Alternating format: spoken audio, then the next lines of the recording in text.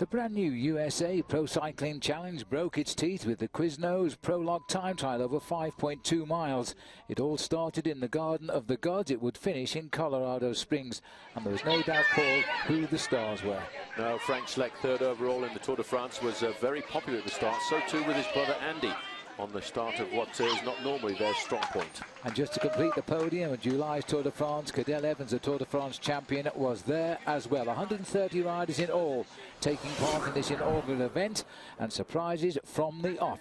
Christian van der Velde of Garmin-Cervelo was the 11th man of the 130 to start, and he wouldn't know till the very end that his time would stand up good enough to take second place. Yeah, when he came up to the finish line, he stopped the clock in 8 minutes and 29 seconds, and that was a time that stood for a very long time. At the end of the day, he would end up in second place overall.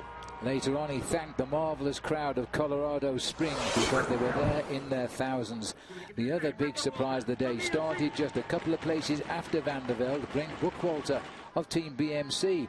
It looked as though it was going to be a treat for the Americans. His time, just 2 seconds slower, 8:31.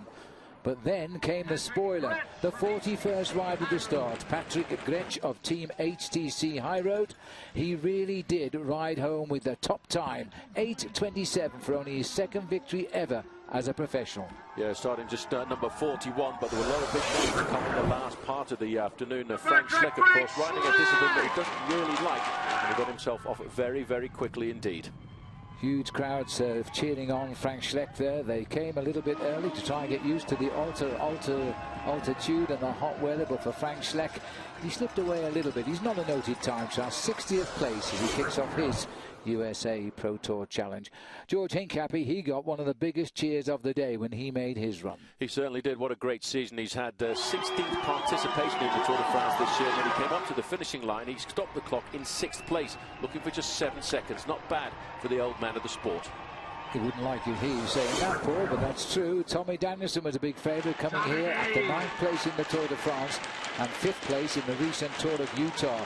He's the man from Boulder, Colorado, and he turned it on in style. It was a great effort by one of the pre-race favourites, slotting in 20th place, 17 seconds behind Gretsch. But everyone wanted to know how Andy Schleck was going to handle the altitude. He came out to Colorado a number of days earlier to get himself acclimatized. Never really one of the great individual time trialists, but a man who on 3 occasions has finished in 2nd place overall at the Tour de France. Yes, the altitude and the journeys over 12,000 feet over the next 6 days of racing, that's what these riders are concerned about. Today, only 57th place for Andy Schleck, 36 seconds behind the time of Patrick Gretsch. Levi Leipheimer is a great specialist in the individual time trial, and he, of course, coming up with a very good win just recently in the recent Tour of Utah.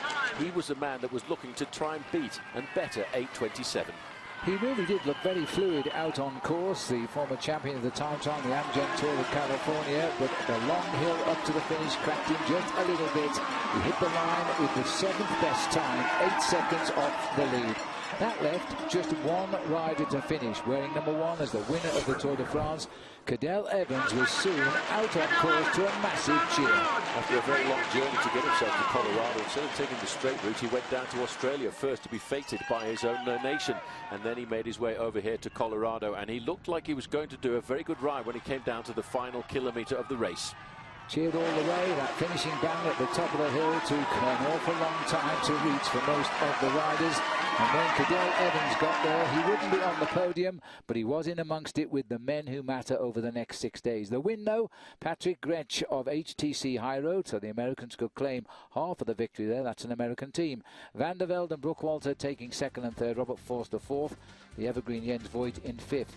These are the important ones, I think. Leipheimer, Van Garderen, Evans, all in the same time tonight, and that will please them as they go out onto the highway tomorrow.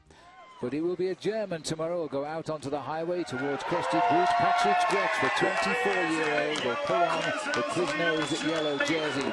He'll do battle on the high mountains tomorrow when they top 11,000 feet. The prologue here in Colorado Springs, presented by Quiznos.